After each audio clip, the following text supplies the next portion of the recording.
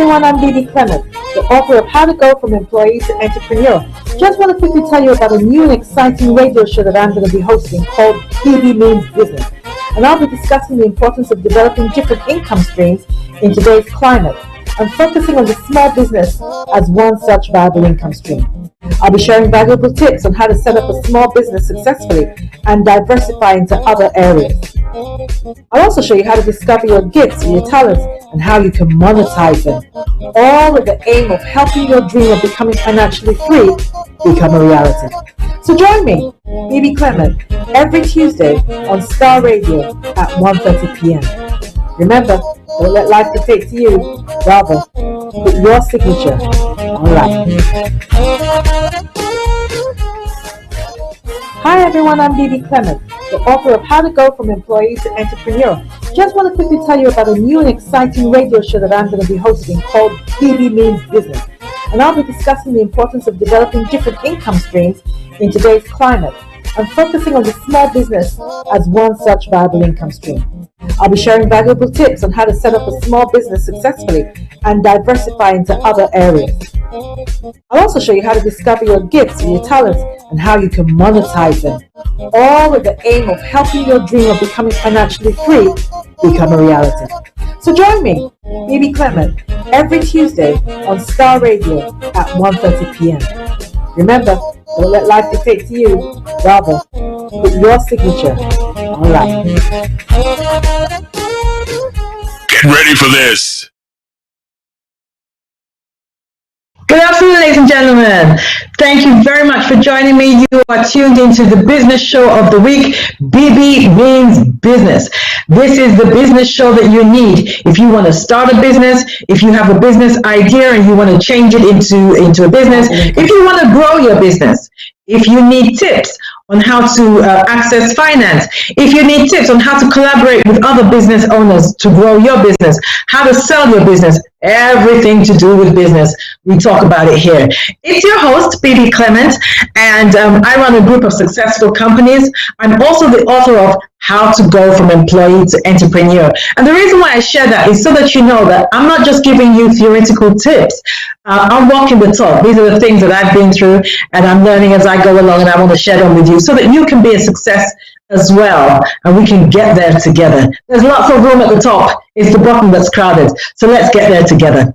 I want to thank everybody who tuned in last week. Last week was a really good show. We had the most questions that we've ever had in this show last week. So clearly we tapped into something that resonates with all of you. And last week we spoke about networking and the fact that your net worth is determined by your network. Before I do a summary of what we spoke about, I want to do a quick shout out to all the guys that tune in from South Africa. We have a huge following from South Africa. Thank you so much, as well as Uganda, where the following is growing. We appreciate you tuning in, and we're glad that you are getting a lot out of this. Also want to thank Fumi, who tuned in last week with their questions. I hope you got your free gift. It was in the post for you immediately. Hope you got that and you're enjoying it, and you're getting all the tips that you need to be successful in your business. So, like I said, last week we spoke about networking.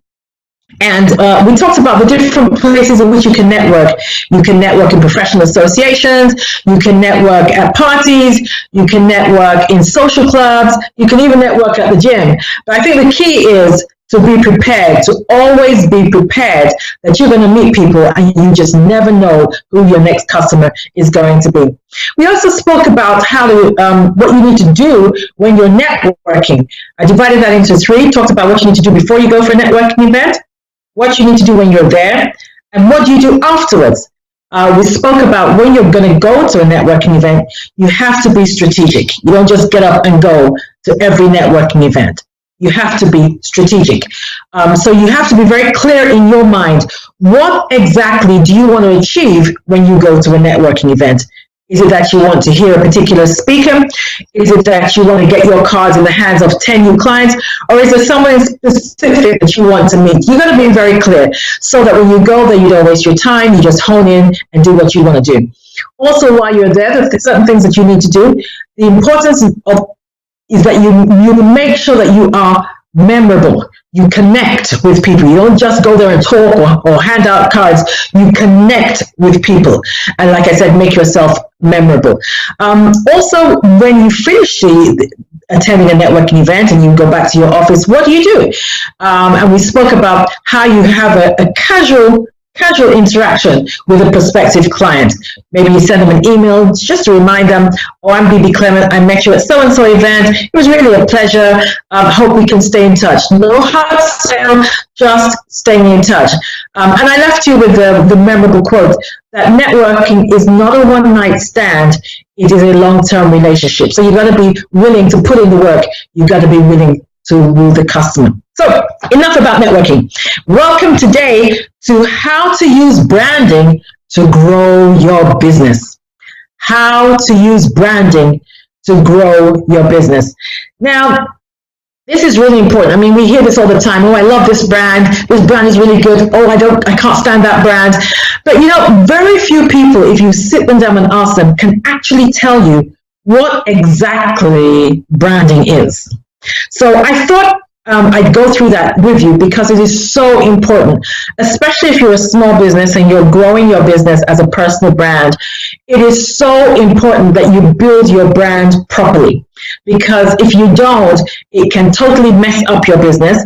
And if you do, it can open you to opportunities unimaginable if you build the right brand. So let's go through that. Are you ready? Get your iPad, get your notebook, get your pen, whatever it is that you need to take notes. And I understand loads of you do take notes, which is great. And let's go. Are you ready? How to use branding to grow your business. So the first thing I want to do is look at what is branding. But before we get to that, we're going to look at what are the things that make up your brand.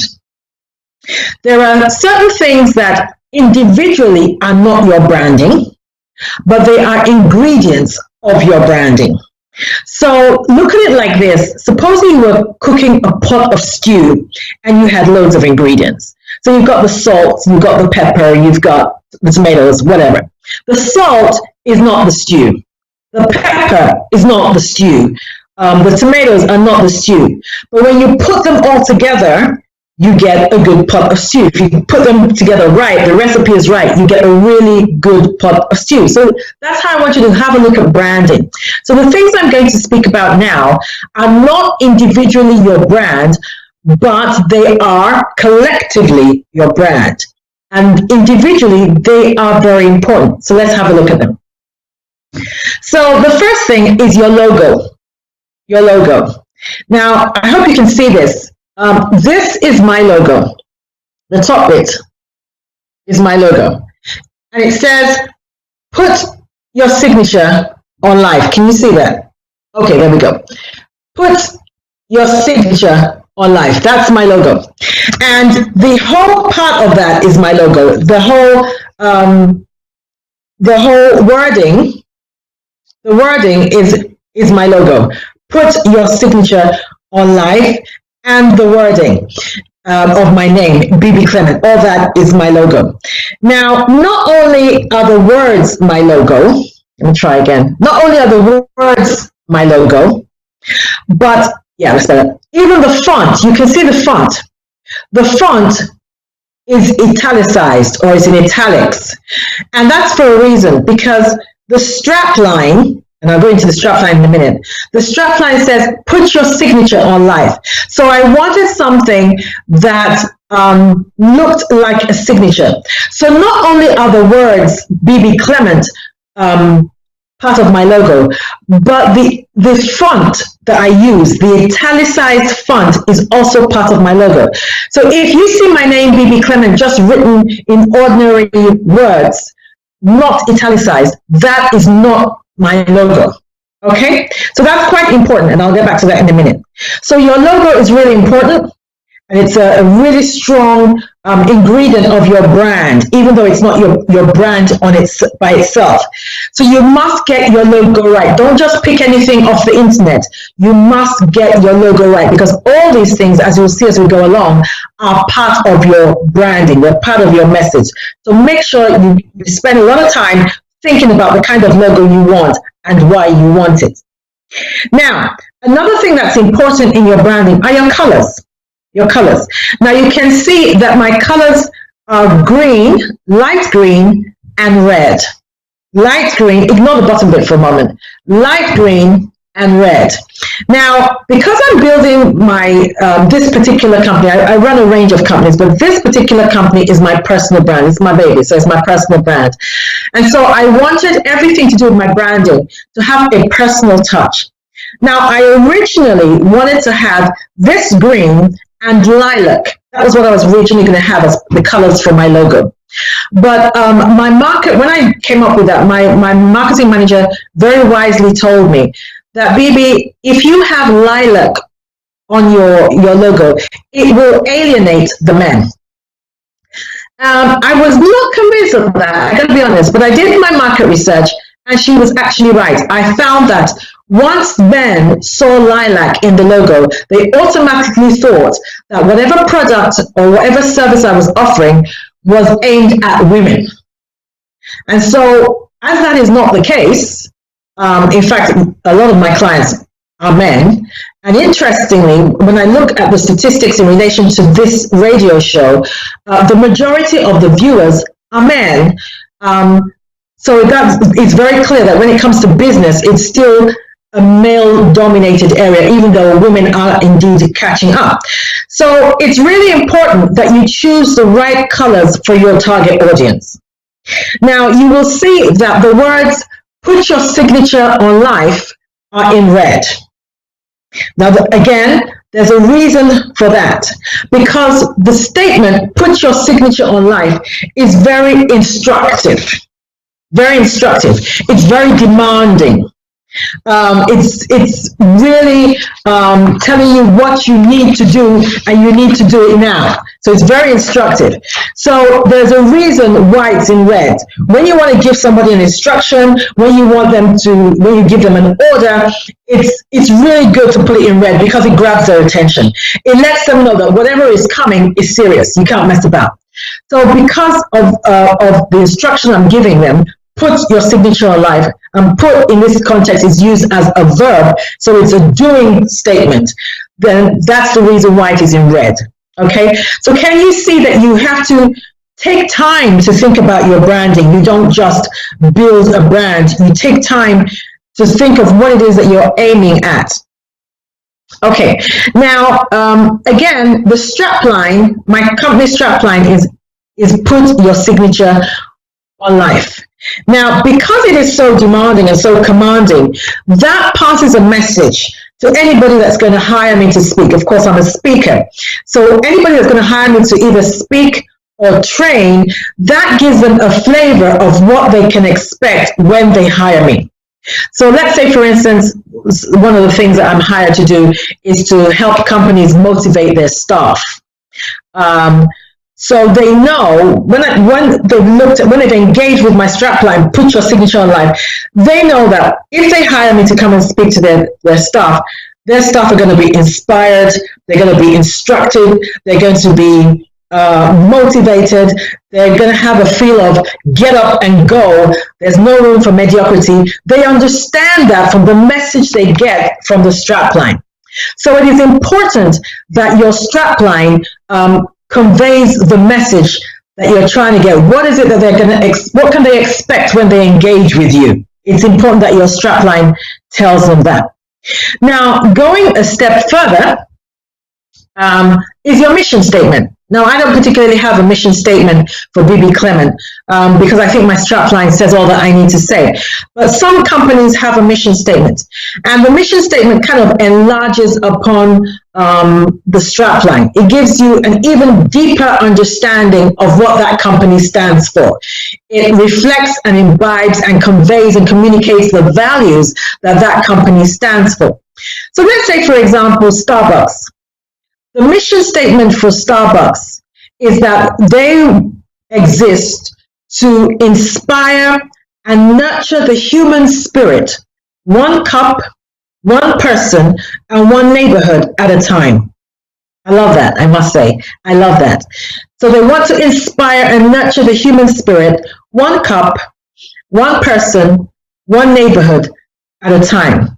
Now, when you read that statement, you get a feel of what they're about and what you can expect when you engage with Starbucks.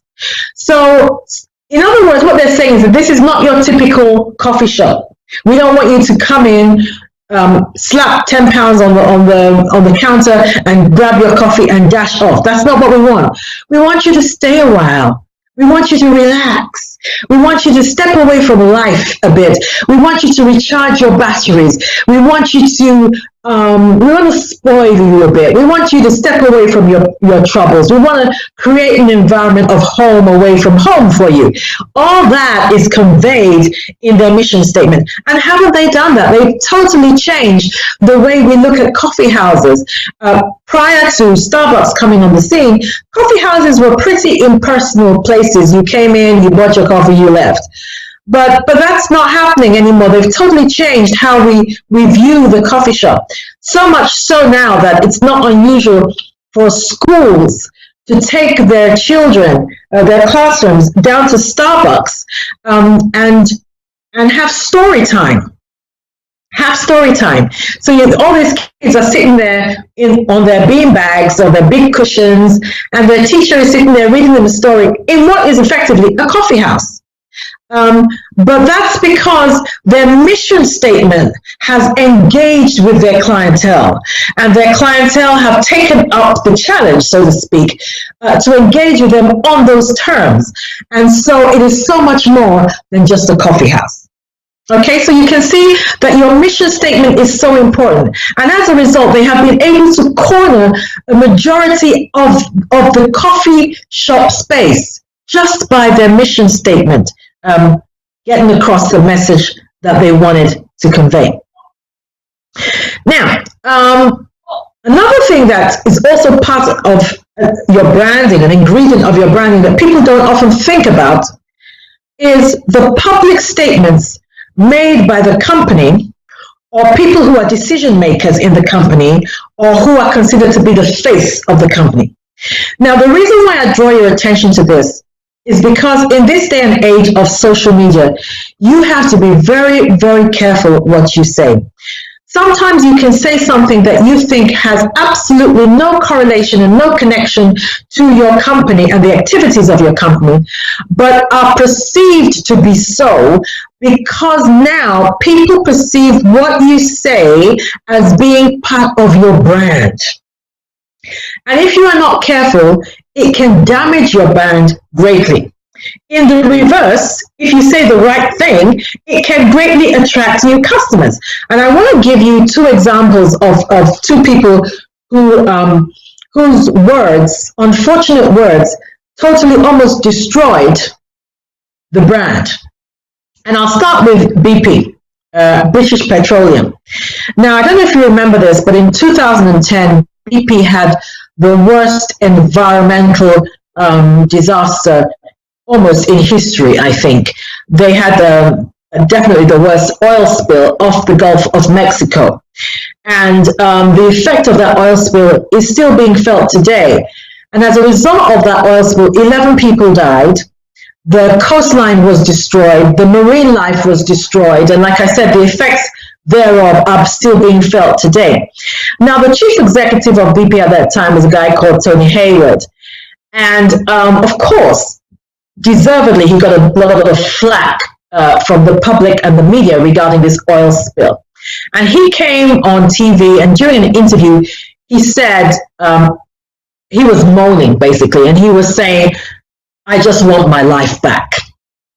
Now, that did not go down well, because considering the fact that 11 people had died and the whole of the marine life had been destroyed, for you to be talking like a petulant child and saying, I just want my life back, was really the wrong thing to do. And so as a result of that statement, that greatly affected the brand of BP, such that about 100, I think it was about 150 million was wiped off their shares. And in the end, he had to resign, and they had to have a total rebranding of BP as a result of those words, a total rebranding. The same thing happened with a company that we had in the UK a few years ago called Ratner's. Now, Ratner's used to sell gold jewelry, and they were the dominant jewelers in the market. There was hardly a high street in the UK that Ratner's did not dominate at the time. And it was a third generation company, and the managing director at the time was a guy called Gerard Ratner. The company was, I think, founded by his grandfather, and he was a third generation managing director. Now, he made a statement, and again, you have to be careful because he actually didn't even make this statement in public. He made a statement in a shareholders meeting. He actually just cracked a joke, or what he thought was a joke, but it was the most expensive joke ever, in a shareholders meeting.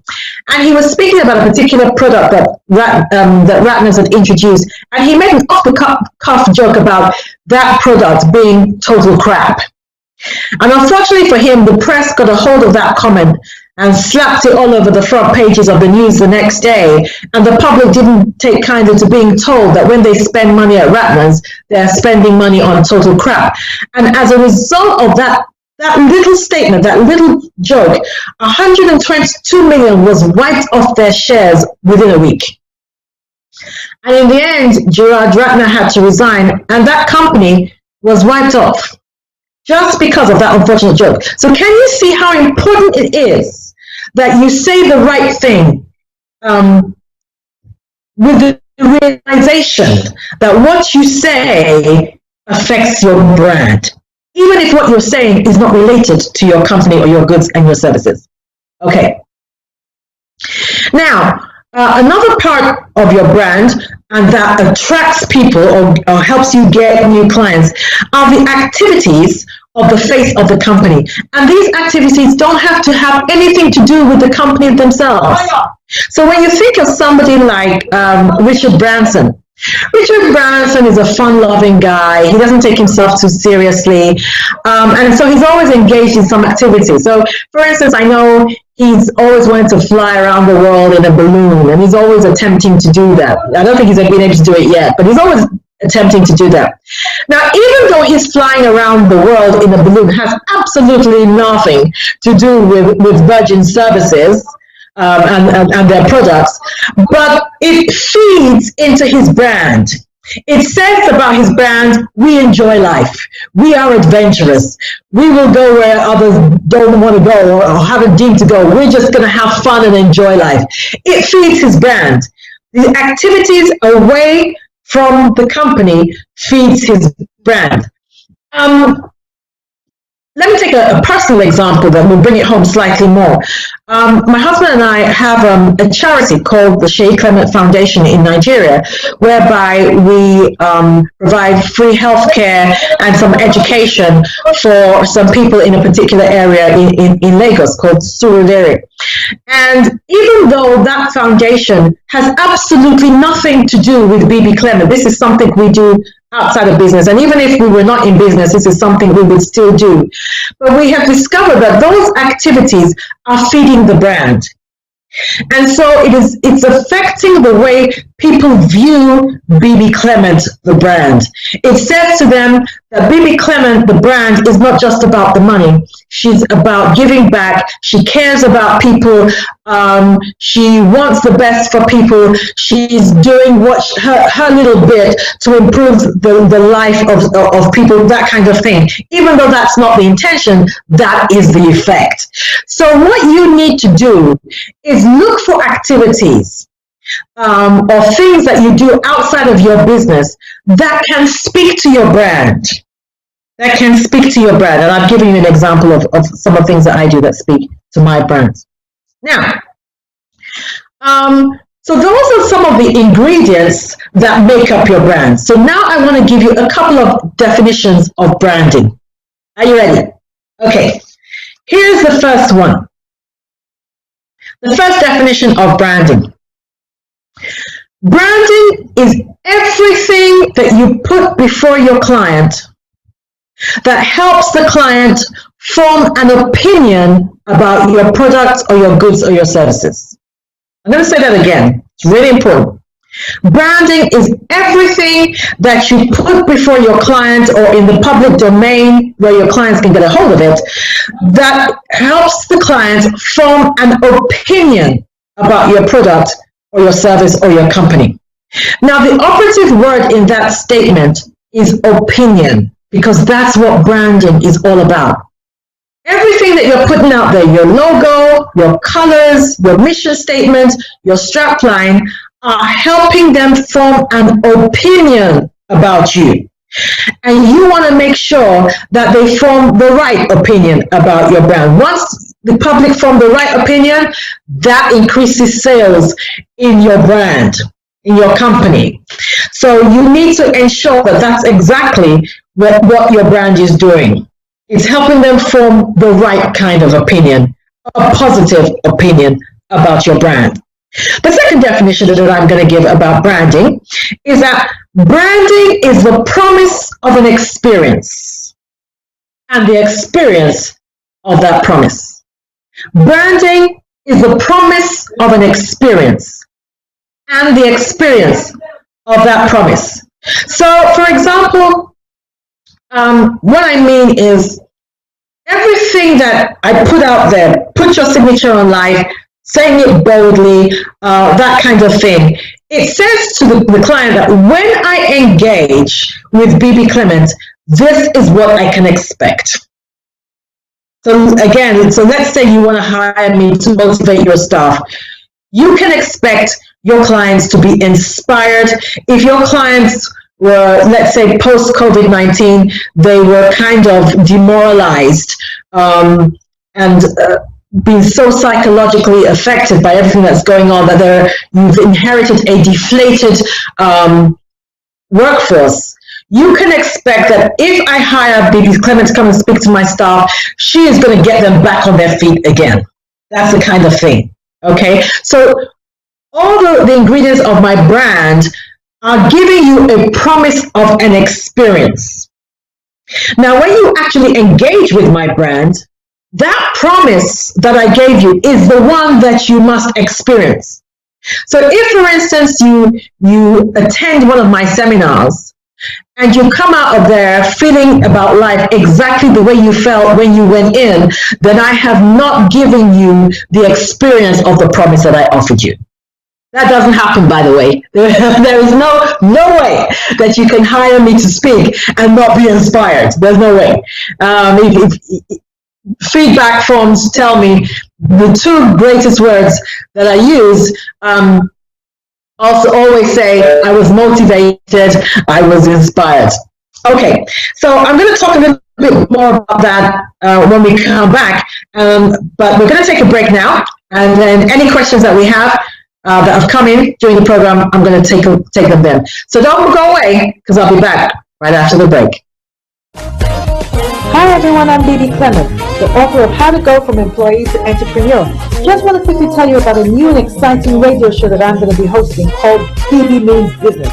And I'll be discussing the importance of developing different income streams in today's climate and focusing on the small business as one such viable income stream.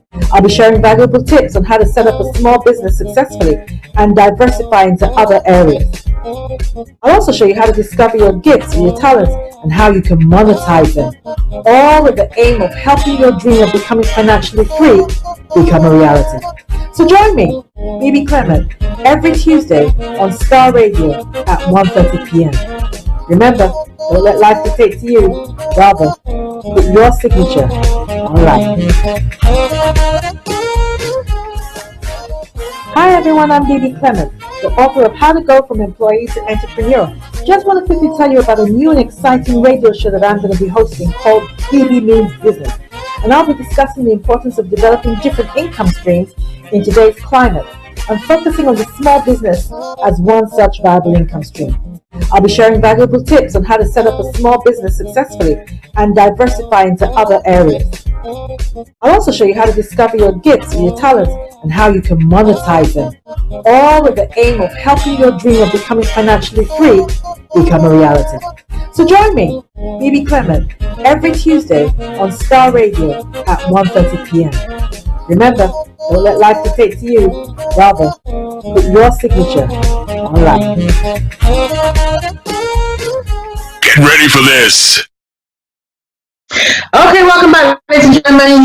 You are on the Bebe Means Business Show, the business show of the century that you need in order to do well in your business.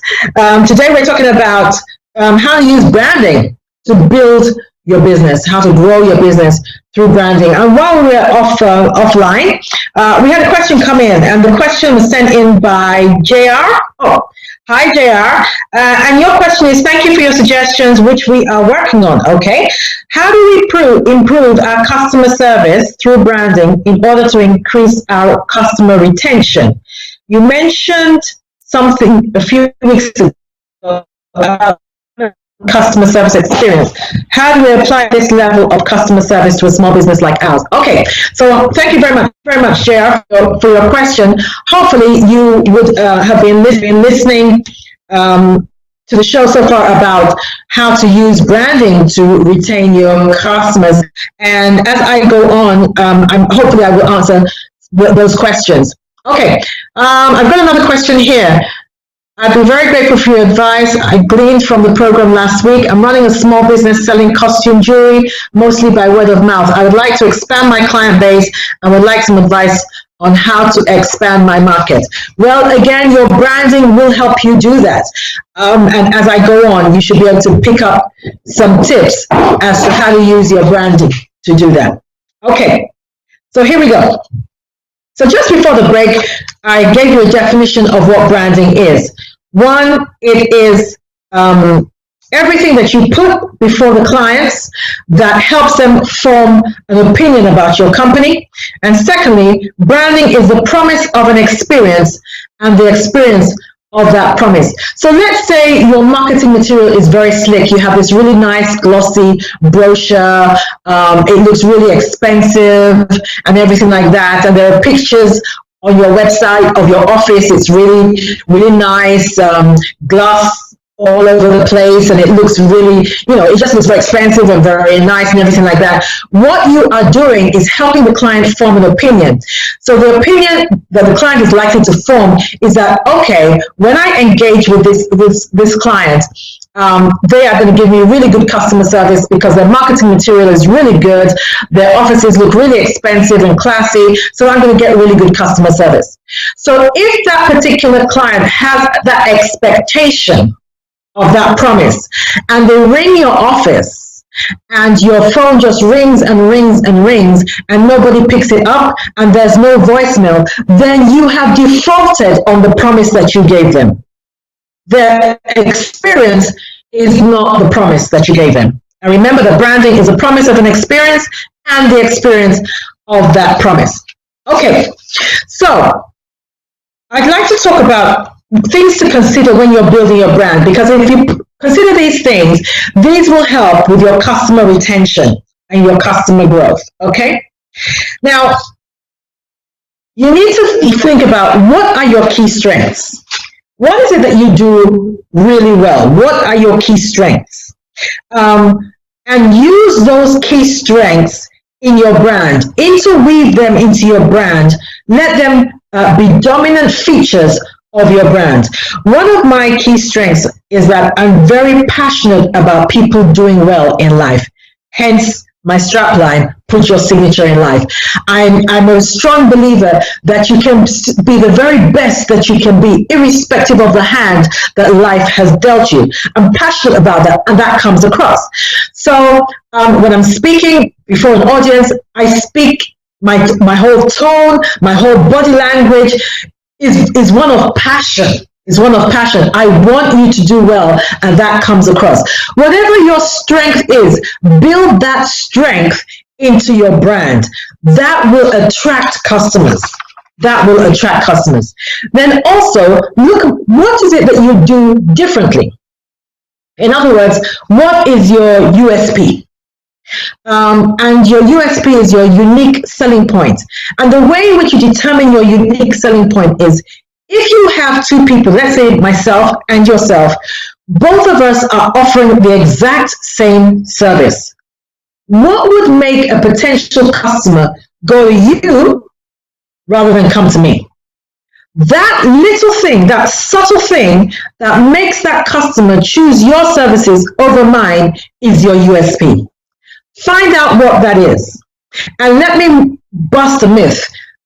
People often think that that ingredient is price. It's not true.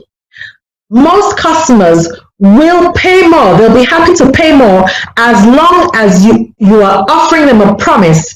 And when they engage with you, they experience the promise that you are offering them. So it doesn't necessarily have to be about your price. There is a market for every product. It doesn't matter how expensive it is. But what is your USP? I want to talk a little bit about Amazon, like the caller who sent in that question talked about, mentioned that I've mentioned before, Amazon and Apple. Actually, let me talk about Apple because I'm a big fan of Apple, as you well know. Now, Apple has a number of USPs, a number. And I love going to Apple just for the experience of it. So I go to an Apple shop. First of all, there's always loads of stuff. So I'm not having to wait 10 minutes for somebody to even look in my direction. There's loads of stuff. They're all over the shop. And they are fired up. Always. I've never gone into an Apple shop and seen bored, tired, disinterested staff. They are always fired up. That's a USP. They're always very knowledgeable about products. Very knowledgeable about the products. They can get me to think about what the product can do that I never hitherto thought about. The product is on display. I can feel it, I can touch it, I can use it, I can try it out. This is so important in sales. So those kind of things are Apple's USPs. Also, when I buy the product, I don't have to queue in a long line to pay for my product. They will bring the machine to me where I'm standing. I don't even have to move. They'll bring it to me and I can pay and then go real quick on time. All these things are their USPs.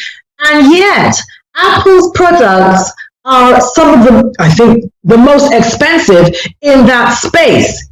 Yet people will buy them. Why? Because their USP, they built it into their brand. They built it into their brand. And people want to identify with that brand. The same thing with Amazon. I was telling my husband yesterday that I had ordered something from Amazon and I had done something wrong on the order and I'd ordered more than I needed. So I wanted to talk to them about it. So I called them, I went on their chat line, and the minute I went on their chat line, they asked me, they brought up an image of the most recent product I bought, and they asked me, is your query to do with this product? Now, for me, that is fantastic because it means I don't have to wait to speak to someone and then go through the whole story of why I'm ringing. Already they've identified why I might be ringing. And then they had a range of questions that might relate to my query, and they were right. So these are the kinds of things that we're looking at that you build into your brand that attract clients. Okay, so for the lady who sells jewelry, those are the kind of things that you need to be looking at in building your brand. Okay, we're very quickly running out of time today, so I'm going to quickly go on to the other things that you need to consider when you're building your brand before I round up the show. Okay, who are your clients and what do they do? So, for instance, I spoke earlier about if your clients, if you're selling a product that appeals to men, for instance, then that would inform the kind of colors that you would use in your logo, so that you don't alienate the people that you're trying to attract as clients. The same thing as with women. There are certain colors that appeal to women. So again, your branding will attract your clients if you get your branding right. What do your clients need, and how do you communicate that you can meet their need through your brand? So for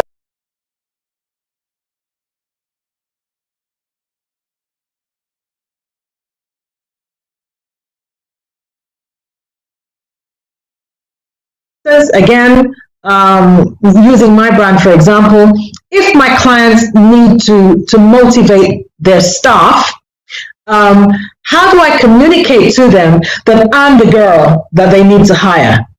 So, for instance, I might have a video marketing piece of material that I put on my website showing me speaking to a lot of people, or a previous training session I've done, and the MD of that company giving a video testimonial of how their bottom line had increased substantially following me coming in to work with them. That video is part of my branding.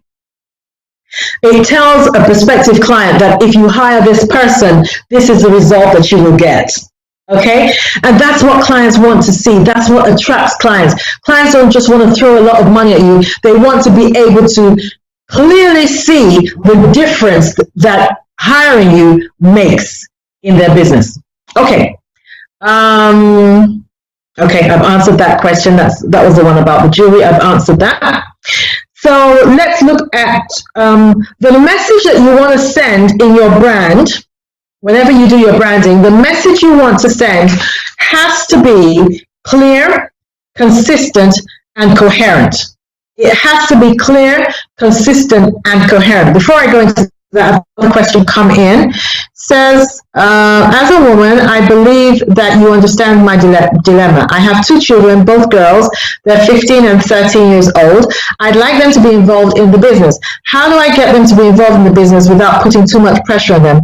I would like to leave the business to them when I retire. Very good question. Now, I'm a strong believer that you should get your kids involved in your business very early. Very early. My children are involved in my business, and it might not be anything major. It might be helping me set up. My children set up all the material for the radio show. But when I go to events, my kids are there. They man my stand, so they engage with customers. They learn skills. They learn how to deal with customers, and so they learn customer service. They learn to identify what customers want. They learn to identify which products are selling and which products we need to remove. They hand out feedback forms. They learn to interact with people. All those kind of things. It is really important that you get your kids involved and you get them to understand business. Even if they decide they don't want the business, because you can't really force your business on your kids. They may want to take a completely different path in life. But the skills that they learn from business are immeasurable. They are invaluable, and they will serve them well in life. No matter what they decide to go into, they will serve them well in life. I've got one more question here, but I'd like to finish this if I can.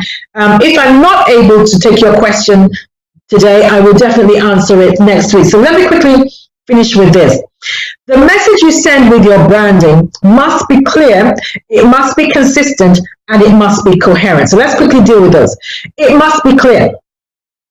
If your clients are confused about what it is that you're trying to tell them, then there's something wrong with your branding. There's something wrong with your branding.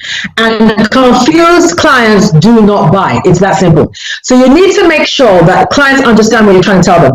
So I would encourage you to, as homework, here's homework for next week, your website or your business card or whatever, choose about 20 people from different walks of life and ask them to write back to you what message it is that they get from looking at your business card. What vibe do they get about your business when they look at your business card? And you can take it from there and then see whether the message that you are intending for them to get is what they're getting. So if you are, I don't know, selling jewelry and they think that you sell weave-on, then there's something wrong with your branding. Your message is not clear, okay? Also, your message must be consistent. Your message must be consistent. So for instance, my book, How to Go From Employee to Entrepreneur, you can see that the strapline, put your signature on life, appears there, even though this is a book. It's not a business card, but the strapline Put Your Signature on Life also appears on this product, a book. It also appears on every other product I have. You can see it there. Put Your Signature on Life. And you will see that it is in the same color. So there's a consistency. It appears in red on the book. It appears in red on the card. Now, in relation to the book, I have a different business card for the book. The business card I have for the book is the same as the book. Has the same color, the same words, and it's got Put Your Signature on Life on there as well. So the brand is circular. It is consistent.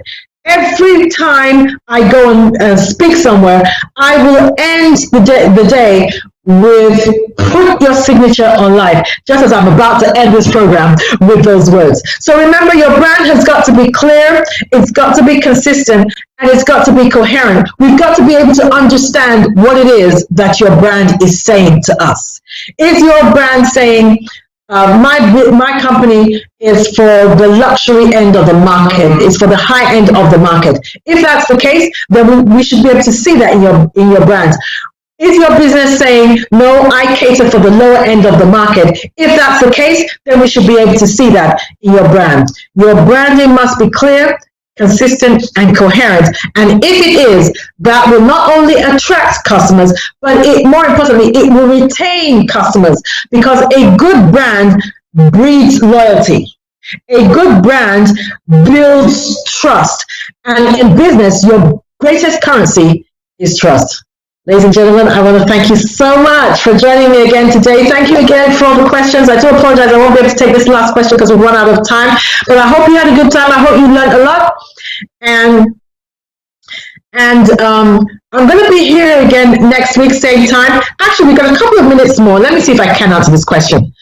Let's have a look. It says, I want to look at the issue of the need to reduce costs with my staff. They actually suggested other ways of reducing costs without losing my staff, which I found to be very encouraging. But I'm not convinced that they will reduce our costs as quickly as we need to. My question is, should I try out their suggestions first, just to show good faith, or should I go ahead with my plans to make some of the staff redundant? Well, I'm a strong believer that making staff redundant should be your last port of call. It should be your last port of call. So if there are other ways in which you can retain your staff and still stay afloat, then I would strongly encourage you to do that. It may well be, if for instance, I'm not sure if you're in the UK, but it may well be that you still take the government's furlough program for your staff. It may be that. It may be that you reduce staff hours. So perhaps they're on full-time contract and they work 35 hours. It is better to reduce their hours than make them redundant. Anything that you can do to reduce your overhead. So for instance, is it possible for your staff to actually work from home permanently? If it is, then that will reduce your overhead considerably. I was speaking to a client yesterday and she was asking for advice as to whether she should give up her premises. And when we spoke about it, actually, she doesn't need her premises. In all honesty, she doesn't need her premises. She could run that business online. And so I was able to get that across to her. And that's going to save her a considerable amount of money. We were looking at about 20,000 in rent for her office. So yes, redundancies sadly sometimes are inevitable, but do whatever you can. Implement other strategies to enable to retain your staff if you can. I think we've come to the end of the show. Ladies and gentlemen, thank you very much for tuning in. It was really good. I had a lot of fun. Thank you for all the questions. Keep them coming. So tell other people. I'll be here same time next week. Stay safe, stay well. And remember, don't let life dictate to you. Rather, put your signature on life. Have a great day. Hi everyone, I'm Bebe, the author of How to Go from Employee to Entrepreneur. Just want to quickly tell you about a new and exciting radio show that I'm going to be hosting called Bebe Means Business. And I'll be discussing the importance of developing different income streams in today's climate and focusing on the small business